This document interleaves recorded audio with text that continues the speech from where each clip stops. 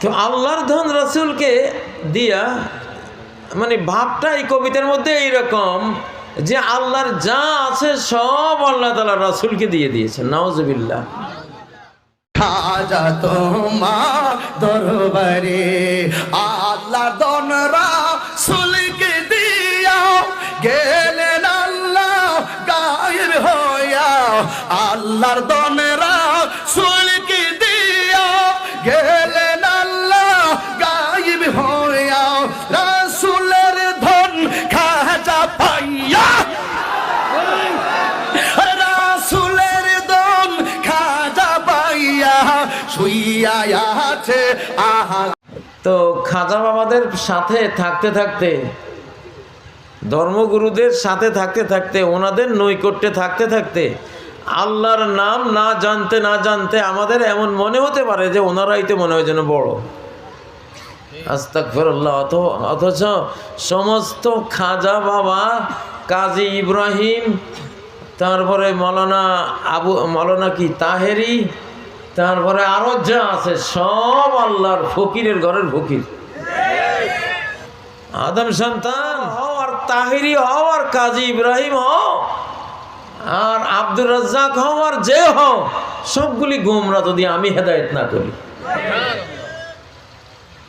আল্লাহর ধন রাসূলকে দিয়া আল্লাহ গেলেন গায়েব হইয়া। আল্লাহ তো গায়েব হন না, আল্লাহ নিজে বললেন। তাহলে আল্লাহর ধন খাজাকে দিয়া আল্লাহ গেলেন গায়েব হইয়া, এই কথাটা মিথ্যা কথা। কি কথা? মিথ্যা কথা, কুফরি কথা, আল্লাহ সম্পর্কে না জানার কারণে বলা একটা কথা। ৯৯টি নাম আমরা কি সবাই জানি? জানি না।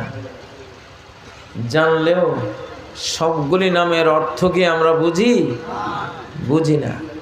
তাহলে আল্লাহ সম্পর্কে আমাদের কারোরই ধারণা ঠিক নেই, অসম্ভব। আল্লাহ তাআলা ৯৯ নাম না জেনে, না মুখস্থ করে আল্লাহ সম্পর্কে সঠিক ঈমান বিশ্বাস আপনার আসবে, এটা অসম্ভব, এটা হয় না। এই জন্য আল্লাহর ৯৯ নামের অর্থ জানতে হবে, এগুলো মুখস্থ করার চেষ্টা করতে হবে। সেই অনুপাতেই আল্লাহর ব্যাপারে বিশ্বাস করতে হবে। আমাদের দেশে যেহেতু আমরা আল্লাহর ৯৯ নাম সম্পর্কে জানি না, বুঝি না, এই জন্য আমরা আল্লাহর ব্যাপারে অনেক আপত্তিকর কথা বলি। আজকে আমি একটা পংক্তি অথবা এটা কি বলা যায়, একটা গান অথবা একটা কবিতা, আমি কোনো আলেমের সমালোচনা করব না, কোনো বক্তারও সমালোচনা করব না, তবে কোনো বক্তব্য যদি মাঠে আসে, সামনে আসে, সেই বক্তব্যকে কোরআন হাদিসের ফিল্টার দিয়ে ফিল্টারিং করা, যাচাই করে নেওয়া ঠিক আছে কিনা, এইটা একটা নৈতিক দায়িত্ব হয়ে যায়, ঠিক নয় কি? ঈমানি দায়িত্ব। আল্লাহর ধন রাসূলকে দিয়া আল্লাহ গেলেন গায়েব হইয়া, তারপরে কি? রাসূলের ধন খাজায় পাইয়া, খাজা বসে আছেন আজমিরে, নাকি না শুয়ে আছেন আজমিরে। এটা একটা অনেক পুরনো একটা কবিতা বলেন, গান বলেন, এটা একটা আছে কি না? সম্প্রতি এটা নিয়ে অনেক কথা হচ্ছে। এটা ব্যক্তির কোনো পর্যালোচনা সমালোচনা আমার দরকার নেই, আমি কথাটা নিয়ে কিছু কথা বলবো। ব্যক্তি মানুষের ভুল থাকে, ত্রুটি থাকে, আবার অনেক ভালো গুণও থাকে। তার ব্যাপারে সবচেয়ে বেশি যিনি জানেন তিনি কে? আল্লাহ। সম্মানিত উলামায়ে কেরাম, তারা আল্লাহর ওলি, আল্লাহর আউলিয়া, আল্লাহর বন্ধু, আল্লাহর বন্ধু। ইন্নামাল উলামা ওয়ারাসাতুল আম্বিয়া, উলামারা নবীগণের ওয়ারিস। আল্লাহর নবীগণের যারা ওয়ারিস, তাদেরকে খাটো করলে ঈমানের মধ্যে নোকসান আসবে, আল্লাহর দ্বীনের উপরে দুর্বলতা চেপে আসবে। ভুলে ত্রুটিতে মানুষ, আউয়ালুনাসি, প্রথম মানুষে তো প্রথম ভুলকারী নাকি? সেজন্য আলেমদের সমালোচনা আমরা করব না, কিন্তু যে কোনো কথাকে আমরা কি করতে পারি? কোরআন হাদিসের দৃষ্টিতে যাচাই বাছাই করতে পারি, পারি কিনা? আমাদের এই কোরআন হলো মুসাদ্দিকুল লিমা বাইনা ইয়াদাইহি, কোরআনের সামনে যা আছে কোরআন সেটার তাসদিককারী, অতীতের আসমানি সব কিতাবের অ্যাটেস্টেশনকারী, সত্যায়নকারী, ফার্স্ট ক্লাস গ্যাজেটেড অফিসার হলো এই কোরআন। বাংলাদেশের মানুষ আমরা খাজা বাবারে যত চিনি, আল্লাহকে তত চিনি না, আল্লাহকে তত চিনি না। আল্লাহর ধন রাসূলকে দিয়া আল্লাহ গেলেন গায়েব হইয়া। আল্লাহ কি আসলে গায়েব হয়ে গেছেন? তাহলে আল্লাহ কি বলেন সূরা আল আরাফের 7 নম্বর আয়াত, ফালানাকুসসান্না আলাইহিম বিইলম ওয়া মা কুন্না গায়িবিন। ওরা কে কোথায় কি করেছে, কে কি বলেছে, আমি সব বিচার দিবসে বর্ণনা করে দেব। ওয়া মা কুন্না গায়িবিন, আর আমি গায়েব ছিলাম না। আল্লাহ কি বলতেছেন? আমি কখনো গায়েব ছিলাম না, আমি কখনো গায়েব নই।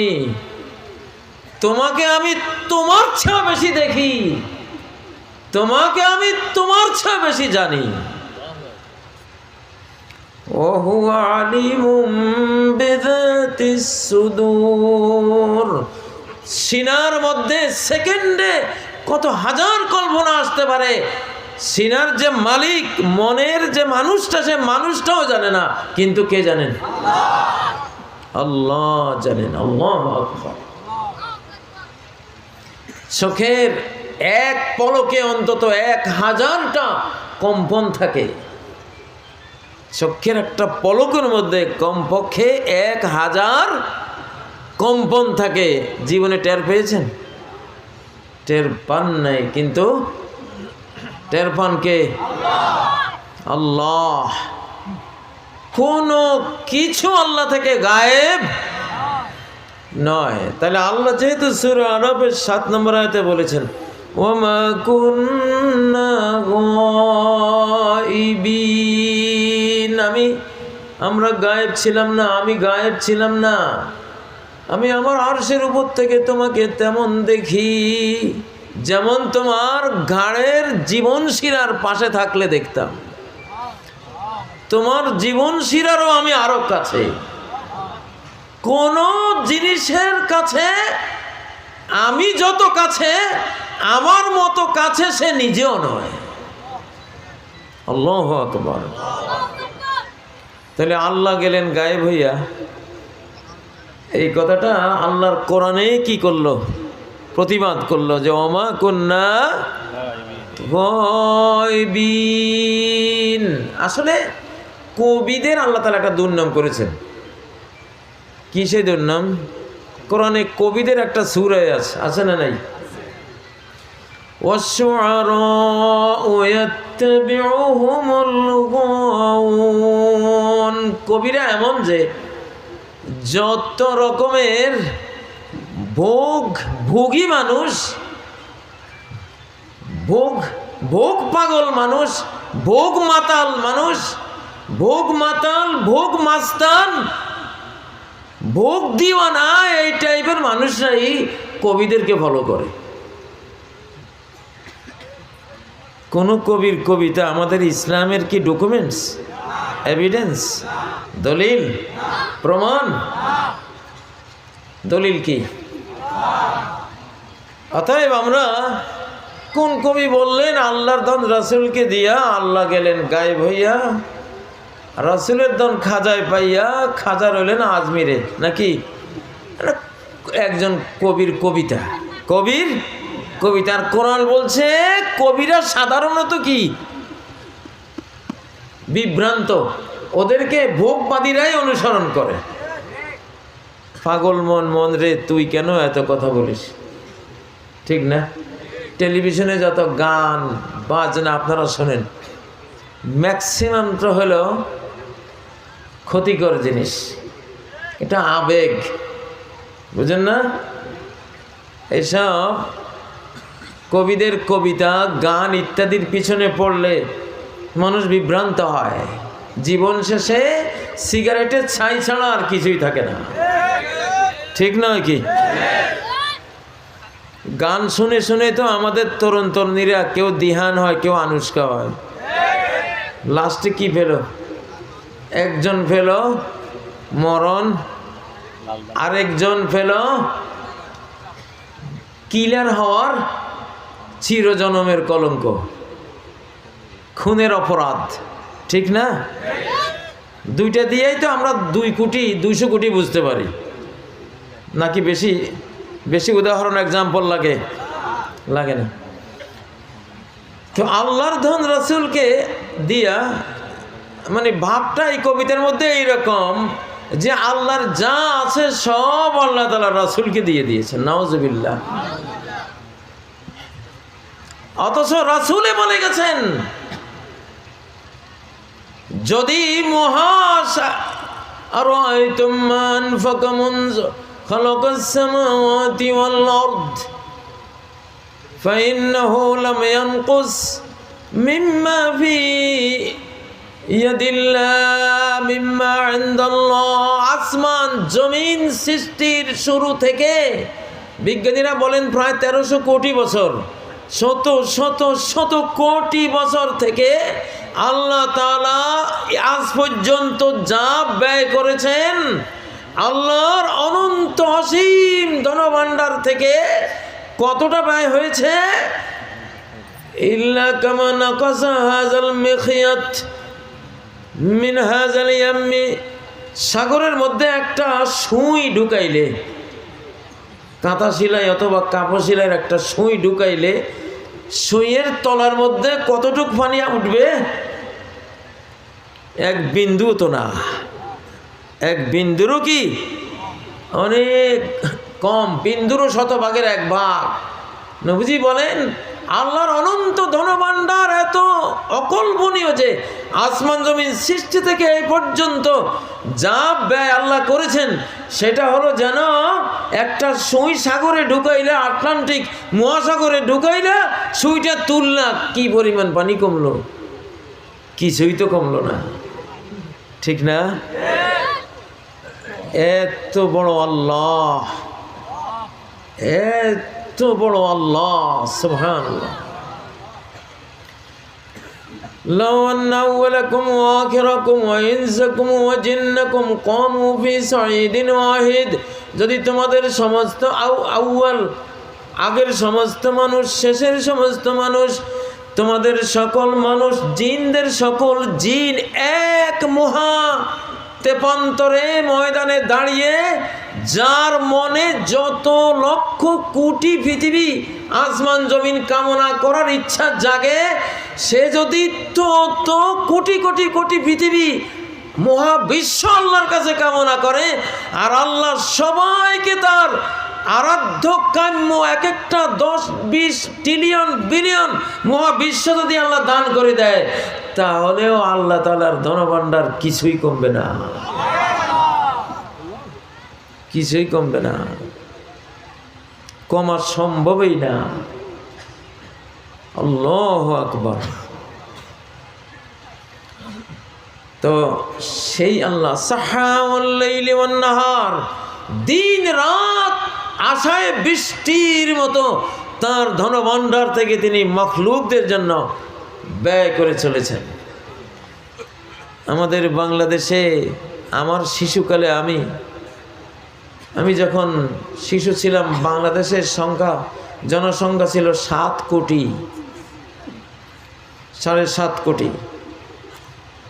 তখন জেলা শহরের বাজারে গেলে কিছু ফলের দোকানে দেখতাম অল্প কিছু ফল নিয়ে বসে আছে। গ্রামগঞ্জের বাজারে ফল পাওয়াই যেত না, আঙ্গুর, বেদানা, কমলা, নাশপাতি পাওয়া যেত না। মানুষ কত ছিল? 7 বা 7.5 কোটি। আর এখন মানুষ 18 কোটি, ঠিক না? বাড়ছে না কমছে? আমি তো এখন গ্রামে গঞ্জে যেখানে যাই, এক এক বাজারে ফলের দোকানে এত ফল। আমার শিশুকালে ঢাকা শহরেও এত ফল ছিল না। রিজিকের কোনো কমতি আছে? আল্লাহু আকবার। আসলে আল্লাহ সম্পর্কে আমাদের ধারণাই নেই, ধারণা আছে খাজা সম্পর্কে, ঠিক না? সূর্যটা যে 13 লক্ষ পৃথিবীর সমান। কত লক্ষ? 13 লক্ষ পৃথিবীর সমান। কিন্তু বিকেলবেলায় আমার ঘরের কিনারে দাঁড়িয়ে আমি দেখি থাল একটা, গামলা, ডিশ একটা সমান। সূর্য থেকে আমার ঘরটা কত বড়। সূর্যকে দেখলাম এরকম গামলা একটা সমান, তার তুলনায় আমার ঘরটা তো অন্তত 100 গুণ বড়, ঠিক না? ঘরে আমার কাছে বড় আমার মূর্খতার কারণে, সূর্যকে না জানার কারণে। আমার কাছে আমার বাহ্যিক নজরে মনে হবে ঘরটা তো বিশাল, এই সূর্য বাটা কি ছোট্ট থাল একটা, ঠিক না? অথচ গোটা পৃথিবীকে 13 লক্ষ বার বড় করলে যত বড় হবে, একা সূর্যটা তত বড়। কিন্তু সূর্য আমার থেকে কত কোটি মাইল দূরে? 9 কোটি 30 লক্ষ মাইল দূরে, অনেক দূরে। আর গড়টা আমার হাতের কাছে। এই জন্য আমি গড়টাকে বুঝি বিশাল, দূরের সূর্যটাকে আমি মোটেও বুঝলাম না, ভুল বুঝলাম।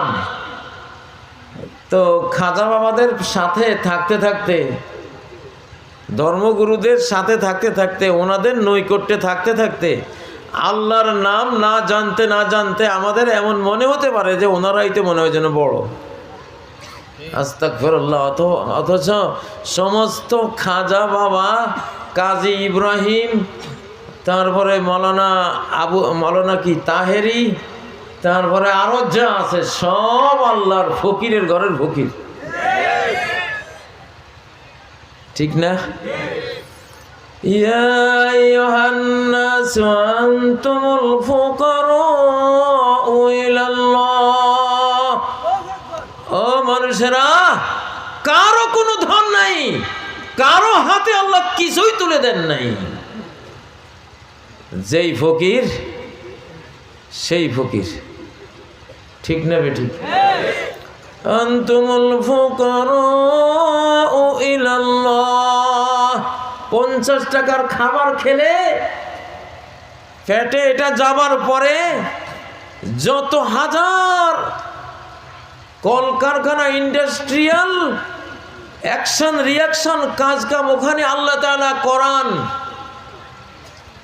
সেই 50 টাকার খাবার থেকে vitamin A, vitamin B, vitamin C, vitamin D, ওখান থেকে আবার ফ্যাট, ওখান থেকে প্রোটিন, ওখান থেকে আবার গ্লুকোজ, ওখান থেকে ক্যালসিয়াম, ওখান থেকে ব্লাডের হিমোগ্লোবিন, কত হাজারো রকমের জিনিস এই পেট নামক ইন্ডাস্ট্রির মধ্যে আদমজির ভিতরে তৈরি হয়, ঠিক না?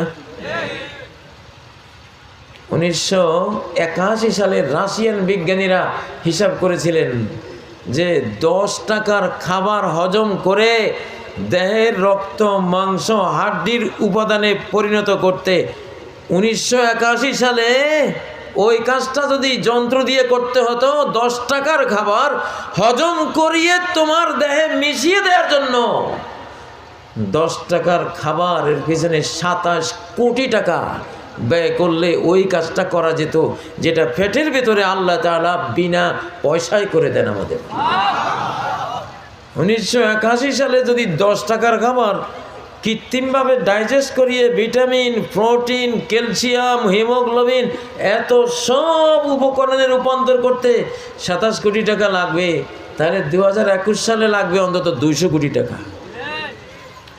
তাহলে ডেলি 3 বেলায় আমরা যদি 50 টাকা করে খাইলাম তো 50 টাকা, খাইয়ে তো ঘুমিয়ে পড়লাম, ঘুমের ঘরে রব্বুল আলামিন 200 কোটি টাকার খেদমত আমাদের ভিতরে করে দিয়েছেন। ইয়া সালাম। এইটা যদি কারখানা বানাইয়া রক্তের হিমোগ্লোবিন বানাইতে হইতো, প্রোটিন বানাতে হতো, vitamin A B C D এগুলো সব বানাতে হতো, তাহলে 1 মিনিট বেঁচে থাকার ক্ষমতা আমাদের কারো ছিল? কারণ 200 কোটি টাকা আমাদের কারোরই নেই। আছে? নাই। পৃথিবী থেকে জন্ম হয়ে বিদায় হয়ে যাওয়া লাগতো, ঠিক নয় কি? আল্লাহর সামনে ধন দেখাও, আল্লাহর সামনে বিত্ত দেখাও, বিত্তবান একমাত্র কে? আল্লাহ।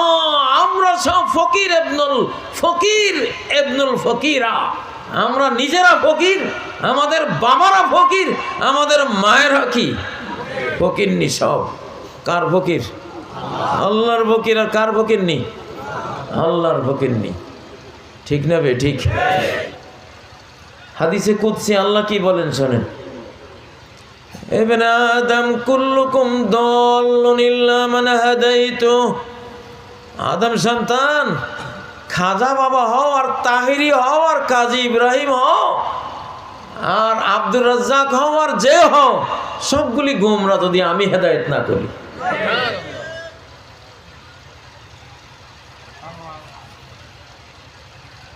আলিফ বে তে সে হবে না বা তা সা হবে, এইটাই তো জানতে তোদের 100 বছর গেছে। ঠিক না বে ঠিক? খাজাগিরি দেখাস আমার সামনে। আর আমি নিজেও তো ছোটবেলায় আমার ওস্তাদ আমাকে বে তে সে এইভাবে পড়িয়েছে। হে খে রে জে এগুলো আমরা পড়ছি। মুরব্বীদেরকে জিজ্ঞাসা করেন, সব ওই পার্টি।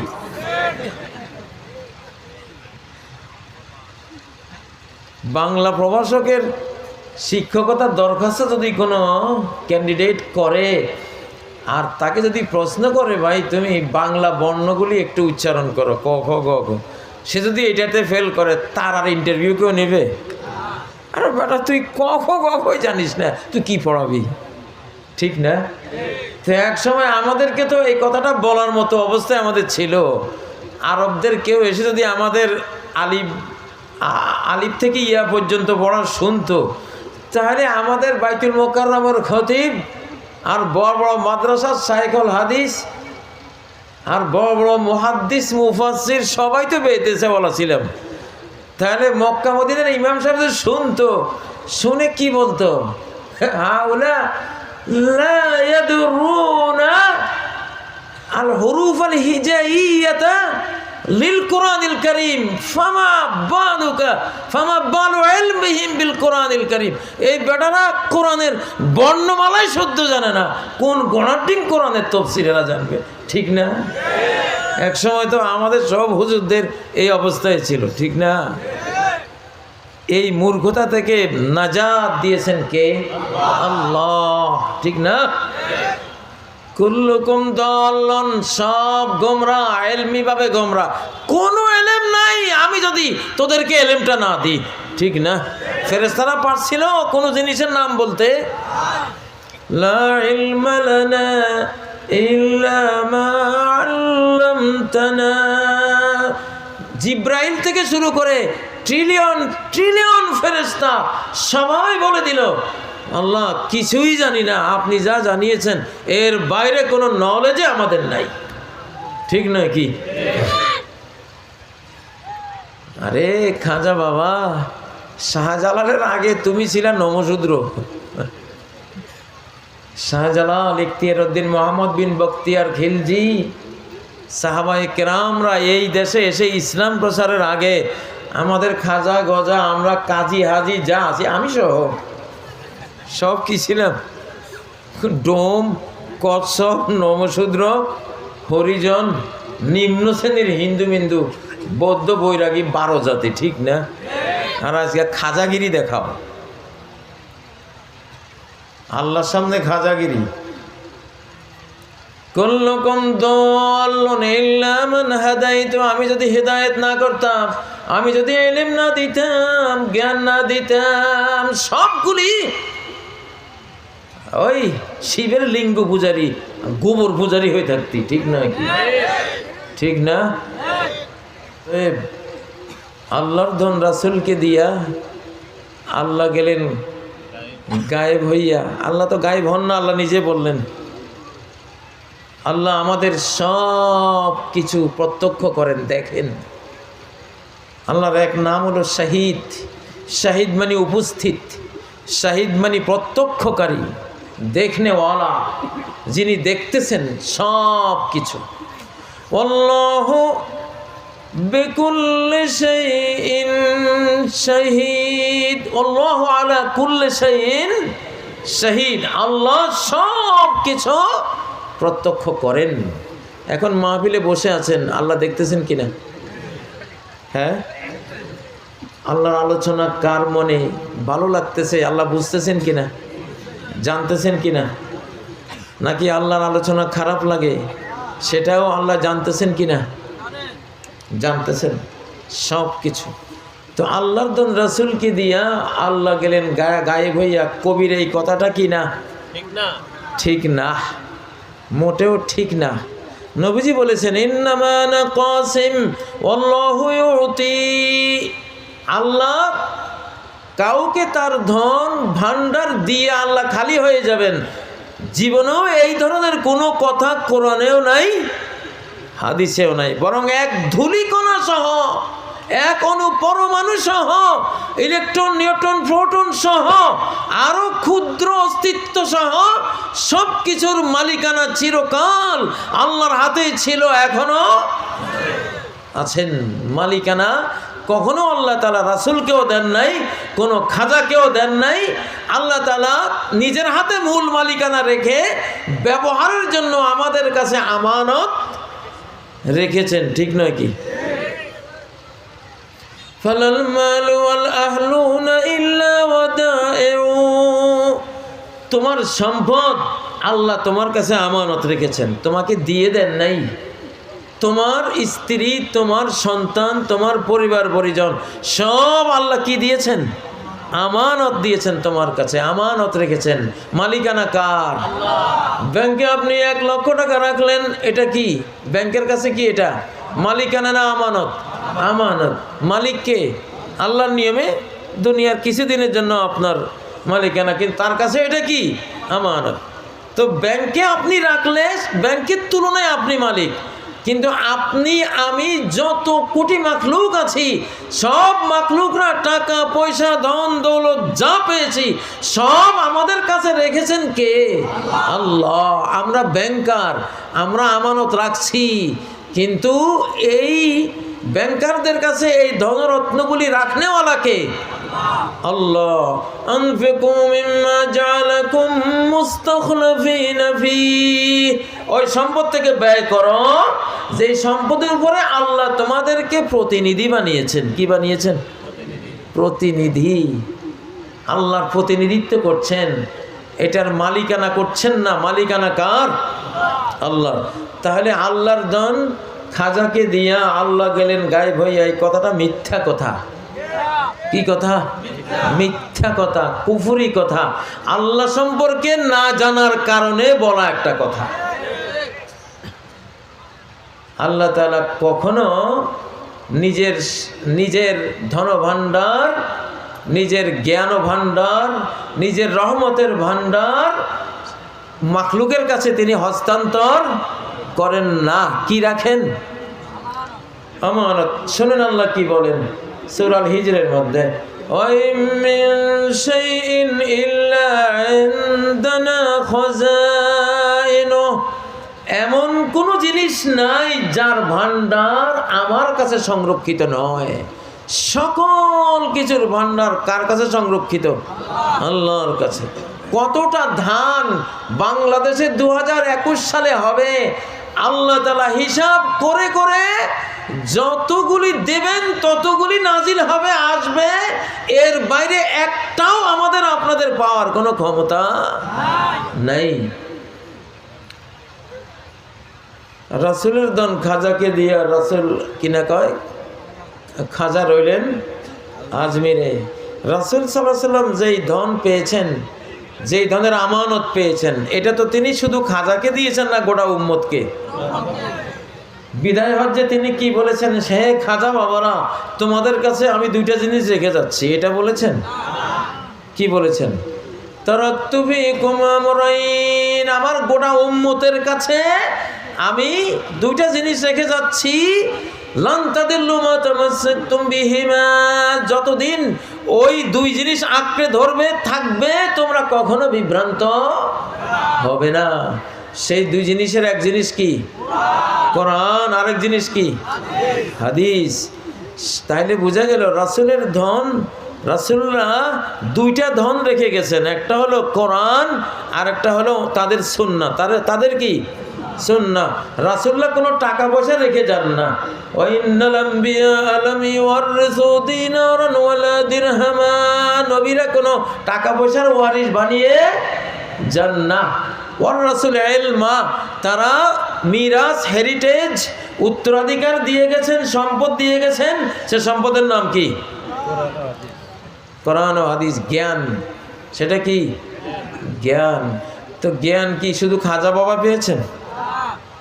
আস্তাগফিরুল্লাহ। তাহলে কত বড় ভুল কথা এটা। রাসূলের ধন খাজায় পাইয়া, রাসূলের ধন উম্মতে পাইছে। কে পাইছে? গোটা উম্মতের সবাই পাইছে। আপনারা পাইছেন না? আপনারা সূরা ফাতিহা পড়েন না? তো সূরা ফাতিহা এটা কার ধন? আল্লাহর ধন। কার মাধ্যমে পাইছি? রাসূল সাল্লাল্লাহু আলাইহি ওয়াসাল্লামের মাধ্যমে তো পেয়েছে, ঠিক না? যত মুসলমান পৃথিবীতে আছে আল্লাহর দেয়া সম্পদ, রাসূলের রেখে যাওয়া সম্পদ, জ্ঞানের সম্পদ, কোরআন হাদিসের সম্পদ। আজকে যদি 200 কোটি উম্মত পৃথিবীতে থাকে, 200 কোটি মুসলমান থাকে, সবাই পাইছে, ঠিক না? তাহলে বাংলাদেশে যেই কথাটা একজন কবি বলেছেন, ভুল বলেছেন। কি বলেছেন? ভুল বলেছেন, মিথ্যা বলেছেন এবং কোরআনের বিরোধী কথা বলেছেন, হাদিসের বিরোধী কথা বলেছেন। আমি আজকের এই মাহফিল থেকে বাংলার সকল উলামায়ে কেরামের কাছে আমি আবেদন নিবেদন করছি, এই কবিতাটি কেউই কোনো মাহফিলে আমাদের জনগণকে আপনারা শোনাবেন না। সবার কাছে আহ্বান থাকলো, কারণ এই কবিতাটি কি? ভুল। এখানে আল্লাহ সম্পর্কে ভুল কনসেপ্ট দেওয়া হয়েছে।